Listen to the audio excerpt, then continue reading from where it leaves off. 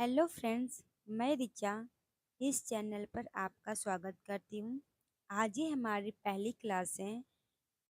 आज हम आपके लिए लेकर आए हैं भारतीय राष्ट्रीय संघ यानी भारतीय राष्ट्रीय कांग्रेस के बारे में हम आपको जानकारी देंगे। आई होप आप समझेंगे हमारी बातों को। तो चलिए शुरुआत करते हैं। देखिए, अगर आप किसी भी एग्ज़ाम की तैयारी कर रहे हैं तो ये क्लास आपके लिए बहुत ही इम्पोर्टेंट हो जाती है। ठीक है, तो चलिए शुरुआत करते हैं। भारतीय राष्ट्रीय कांग्रेस, ठीक है।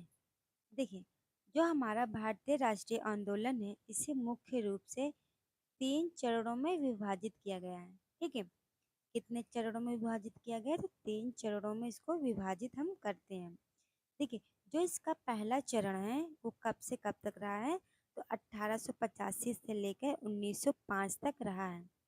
और इसका द्वितीय चरण कब से कब तक रहा है? तो 1905 से लेकर 1919 तक। और इसका तृतीय चरण कब से कब तक रहा है? 1919 से लेकर 1947 तक रहा है।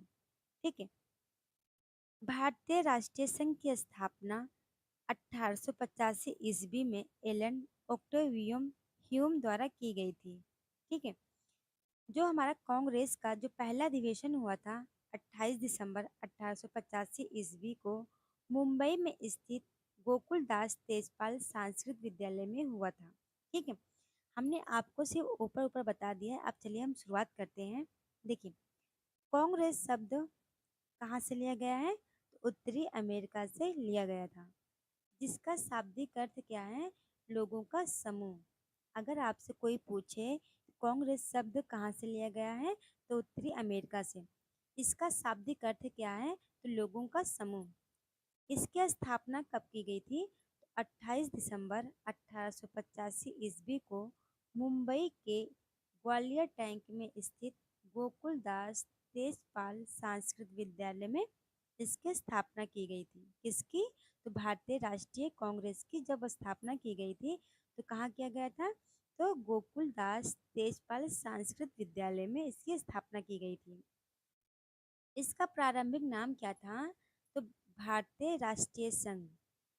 प्रारंभिक नाम क्या था? तो भारतीय राष्ट्रीय संघ नाम था इसका।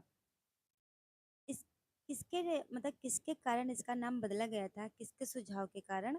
तो दादा भाई नौरोजी के सुझाव पर भारतीय राष्ट्रीय कांग्रेस कर दिया गया था। किसका? तो भारतीय राष्ट्रीय संघ का नाम बदलकर दादा भाई नौरोजी के सुझाव पर भारतीय राष्ट्रीय कांग्रेस कर दिया गया था।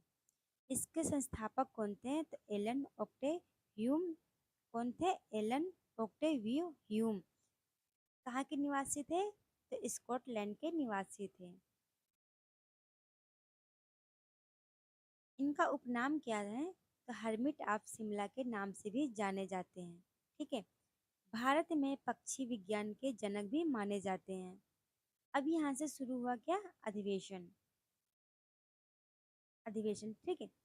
प्रथम अधिवेशन, ये पहला अधिवेशन कब हुआ था? तो 1885 में। कहाँ पर? मुंबई में। इसके अध्यक्ष कौन थे? तो व्योमेश चंद्र बनर्जी इसके अध्यक्ष थे। ये प्रथम अध्यक्ष हैं। इसमें कितने लोग ने भाग लिया था? तो 72 लोगों ने भाग लिया था। हमारा द्वितीय अधिवेशन कब हुआ था? तो कब हुआ था द्वितीय अधिवेशन? तो 1886 में। कहाँ पर? कलकत्ता में। अध्यक्ष कौन थे? तो दादा भाई नौरोजी, जो कि प्रथम फारसी अध्यक्ष थे। इसमें कितने लोगों ने भाग लिया था? तो 436 लोगों ने इसमें भाग लिया था द्वितीय अधिवेशन में। कहाँ पर हुआ था? तो कलकत्ता में। इसके अध्यक्ष कौन थे? तो दादा भाई नौरोजी, ये प्रथम फारसी अध्यक्ष थे। ठीक है, संख्या कितनी थी प्रतिनिधियों की? तो 436 लोग ने इसमें भाग लिया था। तृतीय अधिवेशन देखिए, हमारा जो तृतीय अधिवेशन हुआ था यानी तीसरा अधिवेशन हुआ था, कब हुआ था? तो 1887 में। कहाँ पर? मद्रास यानी चेन्नई। इसके अध्यक्ष कौन थे? तो बदरुद्दीन तैयब जी थे। ये प्रथम मुस्लिम अध्यक्ष थे। प्रथम बार तमिल भाषा यानी तमिल भाषा में भाषण दिया गया था तृतीय अधिवेशन में। अगला कौन सा है? चौथा अधिवेशन। यानी चतुर्थ अधिवेशन कब हुआ था? तो 1888 में। ठीक है। कहाँ पर? प्रयागराज। इसके अध्यक्ष कौन थे? तो जॉर्ज यूले। ये प्रथम अंग्रेज अध्यक्ष थे। ठीक है। ये प्रश्न पूछा गया था कहाँ पर? तो सुपर टेट में पूछा गया है। प्रथम बार हिंदी में अभिभाषण इसी अधिवेशन में दिया गया था। और और किसकी बात कही गई थी? तो औद्योगिक तकनीकी और शिक्षा का विकास इसी अधिवेशन में कहा गया था। कौन से? तो चौथे अधिवेशन में। ठीक है। जो हमारा पांचवा अधिवेशन हुआ था कहाँ पर? 1889। कहाँ पर? मुंबई में। इसके अध्यक्ष कौन थे? तो विलियम बेंट वर्ग थे। ये द्वितीय अंग्रेज अध्यक्ष थे। इसमें प्रथम बार महिलाओं ने भाग लिया था। इस अधिवेशन में प्रथम बार महिलाओं ने भाग लिया था। अगला कौन सा था? कलकत्ता अधिवेशन। ठीक है। जो कलकत्ता अधिवेशन हुआ था ये कब हुआ था? 1890 में। इसके अध्यक्ष कौन थे? तो फिरोज शाह मेहता। कलकत्ता विश्वविद्यालय की पहली महिला शासिका कौन थी? जो स्नातक थी। कौन सी थी? तो कादम्बनी गांगुली ने, जो ने सबसे पहले संबोधित इसी में, इसी कांग्रेस के मतलब जो हमारा अधिवेशन हुआ था इसमें कलकत्ता अधिवेशन या विश्वविद्यालय की पहली महिला क्या थी? स्नातक थी। वो कौन थी? तो कादम्बनी गांगुली थी, जो ने संबोधित किया गया था। नागपुर अधिवेशन। हमारा नागपुर अधिवेशन कब हुआ था? तो 1891 में। अध्यक्ष कौन थे? तो आनंद चार्लू इसके अध्यक्ष थे।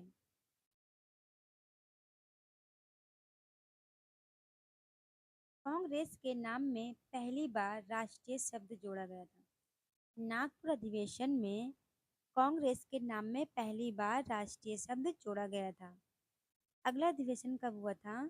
तो कलकत्ता अधिवेशन कब हुआ था? तो 1896। इसके अध्यक्ष कौन थे? तो रहीमतुल्ला सयानी इसके अध्यक्ष थे। प्रथम बार बंकिम चंद्र चटर्जी द्वारा रचित वंदे मातरम का अधि आधिकारिक तौर पर गायन इसी अधिवेशन में हुआ था। कलकत्ता अधिवेशन में पहली बार वंदे मातरम का गायन हुआ था। अगला देखिए, दादा भाई नौरोजी के धन बहिर्गमन सिद्धांत। इसी अधिवेशन में जो दादा भाई नौरोजी थे, जो उनका सिद्धांत था, कौन सा सिद्धांत था? धन का बहिर्गमन। इस सिद्धांत को स्वीकार किया गया था इसी अधिवेशन में। अगला कौन सा था? तो बनारस अधिवेशन। बनारस अधिवेशन कब हुआ था? 1905 में। इसके अध्यक्ष कौन थे? तो गोपाल कृष्ण गोखले इसके अध्यक्ष थे। गोखले को विपक्ष नेता की उपाधि प्रदान की गई थी। बनारस अधिवेशन में, जो कि कब हुआ था? तो 1905 में। इसके अध्यक्ष कौन थे? तो गोपाल कृष्ण गोखले। ये गोखले जो थे ये विपक्ष नेता के उपाधि इसी अधिवेशन में मतलब मिली थी। किस अधिवेशन में? तो बनारस अधिवेशन में। अगला देखिए, ऑस्ट्रेलिया व कनाडा के तर्ज पर भारत के स्वशासन की मांग पर पहली बार की गई थी। किसके आधार पर स्वशासन की मांग की गई थी? तो ऑस्ट्रेलिया व कनाडा के तर्ज पर भारत के स्वशासन की मांग प्रथम बार इसी अधिवेशन में की गई। अगला कौन सा अधिवेशन था? तो सूरत अधिवेशन। कब हुआ था? 1907। इसके अध्यक्ष कौन थे? तो रास बिहारी घोष इसके अध्यक्ष थे। ठीक है। इसी अधिवेशन में जो इंडियन नेशनल कांग्रेस थी, इसमें दो पार्टियों में इसका विभाजन हो गया था। तो ये कौन से? तो गरम दल और नरम दल। अगला देखिए, कलकत्ता अधिवेशन कब हुआ था? 1911 में। इसके अध्यक्ष कौन थे? तो पंडित मिशन नारायण दत्त थे। ठीक है। इसके अध्यक्ष थे। रविन्द्रनाथ टैगोर द्वारा रचित राष्ट्रीय गान कांग्रेस मंच पर पहली बार गाया गया था। जो रविन्द्रनाथ द्वारा जो रचित है राष्ट्रीय गान, वो कब गाया गया था? तो कलकत्ता अधिवेशन में गाया गया था। अगला देखिए कौन सा है, तो लखनऊ अधिवेशन 1916। ठीक है, कौन सा है, लखनऊ अधिवेशन 1916। इसके अध्यक्ष कौन थे, तो इसके अध्यक्ष थे श्री अंबिका चरण मजूमदार। ठीक है, इसके अध्यक्ष थे। लखनऊ अधिवेशन 1916 हुआ था, इसमें कांग्रेस के नरम दल और वह जो गरम दल जो अलग हो गए थे, कांग्रेस के नरम दल और गरम दल में इसी लखनऊ अधिवेशन 1916 में इनका समझौता हुआ था। कांग्रेस व मुस्लिम लीग में समझौता, जिसे लखनऊ एक्ट के नाम या पैक्ट के नाम से भी जाना जाता है। अगला देखिए, बाल गंगाधर तिलक ने इस अधिवेशन में कहा है, स्वराज मेरा जन्मसिद्ध अधिकार है, इसे मैं लेकर रहूंगी, इसे मैं लेकर रहूंगा। ठीक है, किस अधिवेशन में कहा है, तो ये हमारा जो लखनऊ अधिवेशन हुआ था, इस अधिवेशन में बाल गंगाधर तिलक ने क्या कहा है कि बंगाल जो हमारा बाल गंगाधर तिलक ने कहा है कि स्वराज मेरा जन्मसिद्ध अधिकार है, मैं इसे लेकर रहूंगा। ठीक है, अगला देखिए, मदन मोहन मालवीय ने लखनऊ समझौते का विरोध किया था। जो हमारा लखनऊ समझौता हुआ था, इस अधिवेशन में मदन मोहन मालवीय ने लखनऊ समझौते का विरोध किया था। अगला कौन सा था, कलकत्ता अधिवेशन कब हुआ था, तो 1917 में। इसके वो अध्यक्ष कौन थी, तो श्रीमती एनी बेसेंट इसकी अध्यक्ष थी। ये प्रथम महिला अध्यक्ष थी। ठीक है, सर्वप्रथम तिरंगे झंडे ने जो सर्वप्रथम तिरंगे झंडे को कांग्रेस ने अपनाया था, कलकत्ता अधिवेशन 1917 में। इसी अधिवेशन में सर्वप्रथम तिरंगे झंडे को कांग्रेस ने अपनाया था। आगे देखिए, बेलग्राम, जो हमारा बेलग्राम था, जो अधिवेशन हुआ था, कहाँ हुआ था, तो कर्नाटक। ठीक है, ये बेलग्राम कहाँ पर है, कर्नाटक में। ये कब हुआ था, तो 1924 में। इसके अध्यक्ष कौन थे, तो महात्मा गांधी। एकमात्र अधिवेशन की जिसकी अध्यक्षता महात्मा गांधी जी ने की थी। ठीक है, एक कौन सा अधिवेशन था जो महात्मा गांधी ने अध्यक्षता की थी, तो बेलग्राम अधिवेशन, जो कि कहाँ पर हुआ था, कर्नाटक में। ठीक है, कब हुआ था, तो 1924 में। अगला देखिए, कानपुर अधिवेशन कब हुआ था, तो 1925 में। इसकी अध्यक्ष कौन थी, तो सरोजनी नायडू। ये इंडियन नेशनल कांग्रेस पार्टी की प्रथम भारतीय महिला अध्यक्ष थी। आगे देखिए, हिंदी को राष्ट्रीय भाषा के रूप में प्रयोग किया गया था। इसी अधिवेशन में हिंदी को राष्ट्रीय भाषा के रूप में प्रयोग किया गया। आई होप समझ गए होंगे। जो भी त्रुटियां रह गई होगी, आगे जो हम अगला वीडियो लाएंगे उसमें हम सुधार कर लेकर आएंगे। आई होप आप यहाँ तक समझ गए होंगे।